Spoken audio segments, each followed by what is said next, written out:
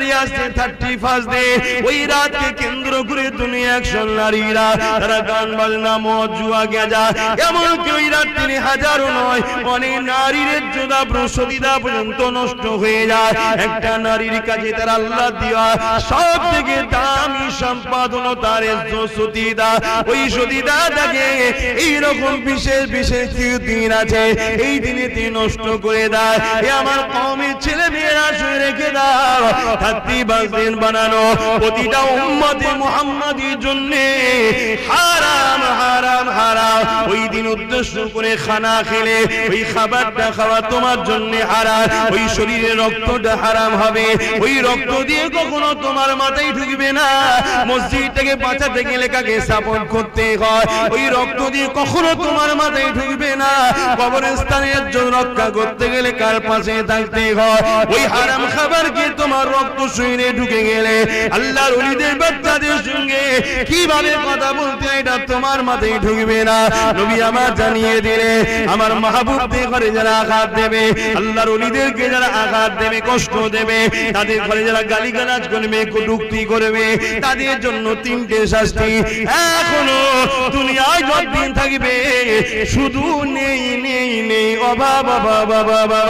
দ্বিতীয় নম্বর হলো তার যেখানেই যাবে সে সম্মান পাবে না।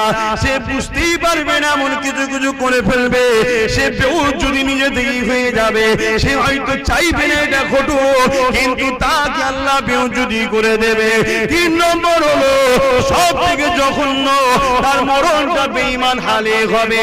এই যুবকদের বলে দিয়ে যায় বাপেদের মায়েদের বলে দিয়ে যায় রক্তের গরমে এমন কোনো কাজ করে ফেলবেন না আল্লাহর অভিশাপে পড়ে যায় ঈমানটা বরবাদ হয়ে যায় জাহান্নামী না হয়ে যায়। সাথে সাথে এটাও বলি আমার মা বোনেদেরকে দুনিয়া আপনাকে অনেক কালচার বলতে পারে অনেক হয়তো বলবে ইসলাম নারীদেরকে স্বাধীনতা দেয়নি তাদের শিক্ষার অভাব নাই জ্ঞানের অভাব নাই তাদের মানুষত্ব বলে কিছু নাই।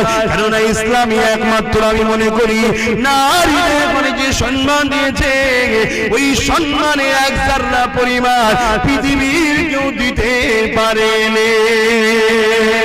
এ যুবকেরা আল্লাহ জাহান্নামটা বড় কঠিন। দুনিয়ায় যে আপনাকে অনেক কিছু বলবে সে কিন্তু আপনার সঙ্গে জাহান্নামের শাস্তি ভাগ নেবে না। সে আপনাকে কেমন করে রূপ যৌবন দেয়নি সে আপনাকে সৃষ্টি বানায়নি।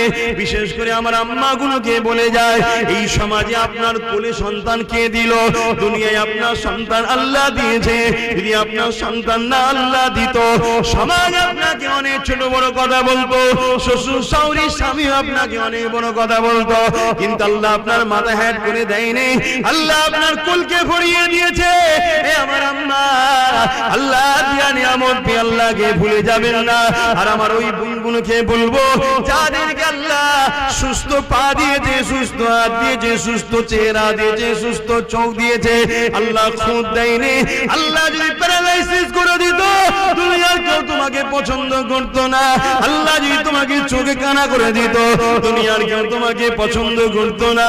আজকে আল্লাহ তোমাকে সব কিছু দিয়েছে তা দিয়া জিনিস নিয়ে তুমি আল্লাহর বিরুদ্ধে লাগাওনি। তোমার জীবনে মাকসাদ একটাই হবে আমার আল্লাহ দিয়েছে আমার আল্লাহর রাস্তায় চালাবো। যে কাজ করলে আল্লাহ খুশি হয় সে কাজ করব। আমি আমার স্বামীর জন্য অন্য কারোর জন্য নয়। আমি দুনিয়া জমিনে কোরআন পড়বো এই জবান দিয়ে এই চোখ দিয়ে কোরআন দেখবো এই চোখে স্বামীকে দেখবো এই চোখে মা বাপকে দেখবো এই চোখে আমার সন্তানকে দেখবো। এইভাবে তুমি চলার চেষ্টা করো। দুনিয়া তোমাকে অনেক কিছু বলবে আয় ঘরের বাইরে চলে আয় তোকে চাকরি দেবো আয় ঘরে চলে আয় তোকে সমাজের লিডার নেত্রী বানিয়ে দেবো আয় চলে আয় দুনিয়ার বাইরে তোকে টাকা দেবো ধন দৌলত দেবো। মা বোনেরা এই 500 1000 2000 10,000 নিতে গিয়ে এমন একটা দিন বিপদ এসে যাবে যেটা মায়ানমারে ঘটে গেল আপনার উপরে ঘটবে যেটা বিভিন্ন জায়গায় ঘটছে আপনার উপরও ঘটবে কিন্তু ইদি আপনাকে বাঁচাবার কেউ থাকবে না। কিন্তু আপনি যদি দুনিয়া জমিনে আম্মা জান হযরত হাজেরা থেকে শিক্ষা নিয়ে যান তাহলে দুনিয়ার কোনো শক্তি আপনাকে কখনো বিউজুদি করতে পারবে না। আম্মা হাজেরা কে ছিলেন? আব্বা জান হযরত ইব্রাহিম আলাইহিস সালামের স্ত্রী ছিলেন। বিবাহের আগে যখন তিনি এমন করে যৌবনে পা দিলে, যখন নতুন যৌবনে তিনি পা দিয়েছে, এই যুবকেরা ওই দেশের এক রাজা ছিল, যে রাজা বড় জালিম রাজা ছিল, তার চরিত্র বড় খারাপ ছিল। সে সতীতা নারীগুলো ইজ্জত গুলোকে লুটে লুটে লুটে লুটে বেড়াতো, কেউ তার বিরুদ্ধে কথা বলতে পারতো না। তার পাওয়ারের জোরে মানুষ যখনই কথা বলতো তাদেরকে কতল করে দিত, জেলে দিত। এই সময়তে ওই রাজার কাছে এমন সময় একজন মহিলা এসে খবর দিল, এ রাজা মশাই, তোমাকে এমন একটা মেসেজ দেবো, যে মেসেজটা শুনে তুমি অবাক হয়ে যাবে। তুমি জমিনে অনেক নারীর ইজ্জত লুটেছো, অনেক নারীর সতীতা নষ্ট করেছো, অনেক নারীর জীবনকে তুমি নষ্ট করে দিয়েছো, কিন্তু তোমাকে আজকে এমন একটা নারীর ঘোষণা দেবো, যে নারীটাকে তার বাপ ছাড়া দুনিয়ার কোন পুরুষ চেয়ে দেখেনি। পুরুষ হিসাবে তাহলে চলবে না। আমি আমার কথা বলছি বাপ, কেন সব করা যাবে বাপ, আব্বাস সিদ্দিকীর জন্য জাহান্নামও যাওয়া যাবে না, জাহান্নাম খুব কঠিন। এই শুনছেন, কারণ আব্বাস সিদ্দিকীর আগেও কিন্তু আমার আল্লাহ আল্লাহ রাসূল, ঠিক না বেটি? একদম সাফ কথা বলে দিচ্ছি ভাই। আমি ওই কি বলে নিজের জালে ভরে নেবো আর বন্ধ করে রেখে দেবো, শুধু হ্যাঁ হুজুর করবি, তোদের গেলে করে খাবো, ও ধান্দা মানে ক্লিয়ার কথা বলে দিচ্ছি। মা বাপের কথা রাসূলের পক্ষে হলে মানতে হবে, এটা রাসূলের হুকুম। জোরে বলুন সুবহানাল্লাহ। মুখটা মা বাপের কথাটা তো রাসূলের। ঠিক তেমনি পীর ওলিদের কথা যদি রাসূলের পক্ষে হয় মানতেই হবে, মুখটা পীর সাহেবের কথাটা তো রাসূলের। ঠিক তেমনি তোমার লিডারের কথাও যদি রাসূলের বিরুদ্ধে দাঁড়িয়ে যায়, ও কথা মানা যাবে না। আর পক্ষে যদি হয় বাধা দেয়নি, কথাকে ক্রস করছে না, তাহলে সেই কথা মানতে কোনো অসুবিধা নাই। আর যদি বিরোধী হয়ে যায়, তুমি যদি মানো, তাহলে যা আদেশ করেছে মানা হলো না, তাহলে তোমার ঠিকানা কোথায় হবে? আমার আলোচনা অসুবিধা হচ্ছে।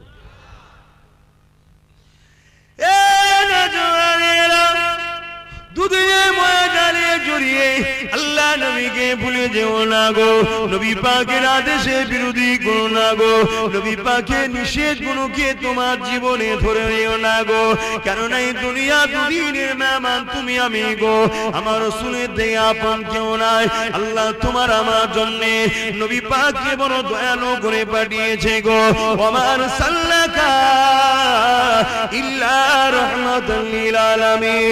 আল্লাহ আমার নবী পাককে তামাম আলমের জন্য দয়া করেছে।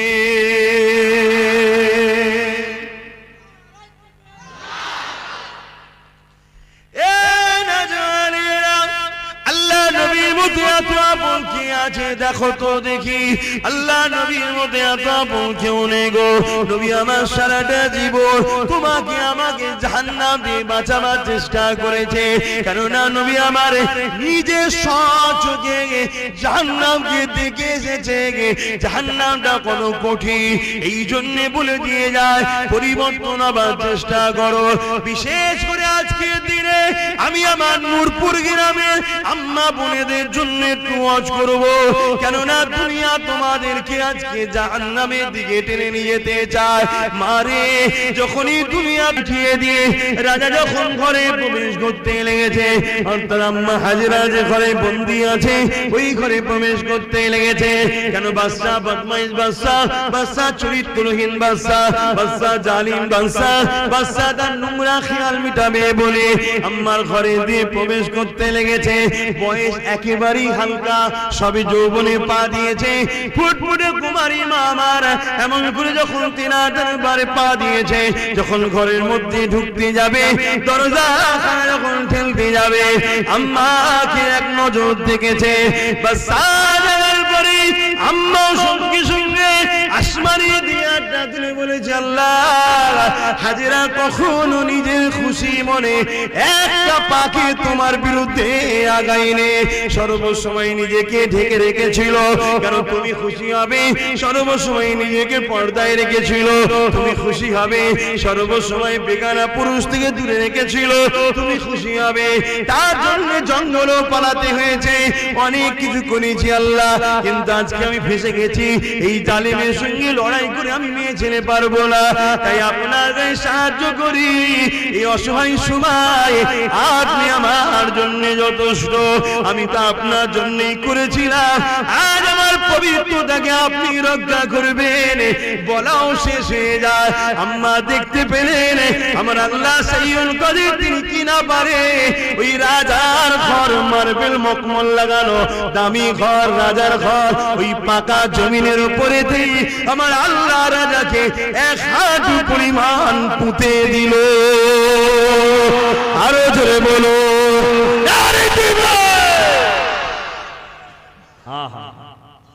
এই স্বপ্ন দেখো আমার আম্মা বোনেরা, কি শান, কিছু পেয়েছি কার থেকে? আল্লাহ থেকে। সেই আল্লাহকে ভালোবাসা দরকার আছে না নাই? তিনাকে যারা ভালোবাসে শর্ত কি?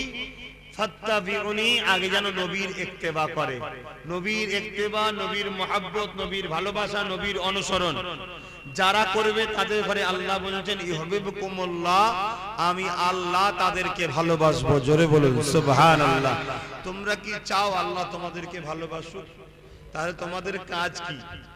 নবীকে ইত্তেবা করা, অর্থাৎ নবীর আদেশকে মেনে নেওয়া, নবীর নিষেধকে ছেড়ে দেওয়া। কটা আদেশ মানবেন বলুন? কটা আদেশ মানবেন বলবেন তো? দুটো মানলে চলবে? 4টে? যা আদেশ করেছে যা যা সব মানতে হবে। ছাড়বেন কটা? যা ছাড়তে বলেছে, তাই তো নাকি? কিন্তু আমরা কি করছি? আসুন আলোচনার মাহফিল তো এই জন্যে করা হয় যাতে করে আমরা বারবার শুনে পরিবর্তন হয়ে যাই। বলুন আলহামদুলিল্লাহ। আল্লাহ চাইলে আমরা তো আস্তে আস্তে অনেকটাই পরিবর্তন হচ্ছি। আল্লাহ যেন আরো করে, বলুন আমি। এই নওজওয়ানেরা, আল্লাহ নবী যা আদেশ করেছে, নবী আমার যা নিষেধ করেছে, নিষেধকে ছেড়ে দেওয়া যেমন আমাদের দায়িত্ব, নবীর আদেশকে মেনে নেওয়াটা তেমন আমাদের দায়িত্ব। কোন নেতা কি আদেশ করলো ওটা আগে নয়, কোন পীর সাহেব কি আদেশ করলো ওটা আগে নয়, কোন ইমাম কি আদেশ করলো ওটা আগে নয়, কোন লিডার কি আদেশ করলো ওটা আগে নয়, কোন মন্ত্রী কি আদেশ করলো ওটা আগে নয়, বাপ মা কি আদেশ করলো ওটা আগে নয়। এক যুবকেরা, আমি আব্বাস সিদ্দিকও কি আদেশ করলাম ওটা আগে নয়।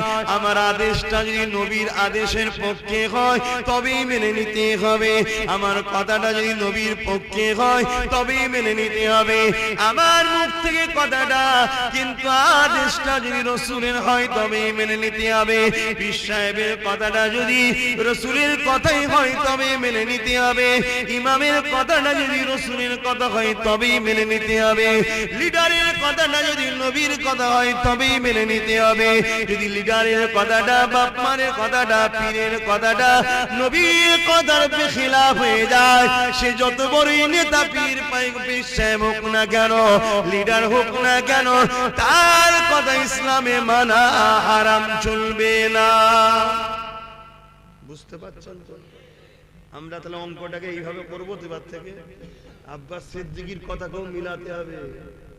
আব্বাস সিদ্দিকী যেটা বলছে এটা নবীর বিরুদ্ধে নয়, শামিল করে দেবে। এ যুবকেরা, তরুণেরা, বাবেরা, এ নবী পাকের প্রেমিকেরা, আম্মাজান হাজেরা, এই সময় তখন তুই বাদশা জালিম আম্মাজান হাজেরাকে বলতে লেগেছে, হাজেরা রে আমি বড় ভুল করে ফেলেছি। আম্মা বলতে লেগেছে, জালিম রে তুই বড় কথাকে অমান্য করি, তোর জবানের দাম নেই, আর তোর জন্য আল্লাহকে বলবো না, তুই বড় বদমাইশ। ওই সময় জালিম কি বলেছে, ও হাজেরা এবার থেকে আমি যা বাদশা তোমাকে মা বলে ডেকে নিলাম। মা হয়ে একবার ছেলেকে মাফ করে দাও। ছেলে কখনো মায়ের সঙ্গে তো খারাপ নজরে তাকাতে পারে না। হাজেরা রে আমাকে ছেলে বলে মেনে নিয়ে তোমাকে আমি মা বলে সম্বোধন দিয়ে দিলাম, মায়ের মর্যাদা দিয়ে দিলাম। এই সময় আম্মা হাত তুলতে লাগলেন, ও আমার আল্লাহ একে তওবা করার ক্ষমতা দেয়, একে মাফ করে দেয়, একে ভালো হবার তৌফিক দেয়। আম্মা দোয়াকে কবুল করে নিয়ে ওই বাচ্চাকে জমিন থেকে শুধু আল্লাহ তুললো তা না, দুনিয়ার সমস্ত বুরাই খারাপ থেকে আল্লাহ তাকে পবিত্র বানিয়ে দিল।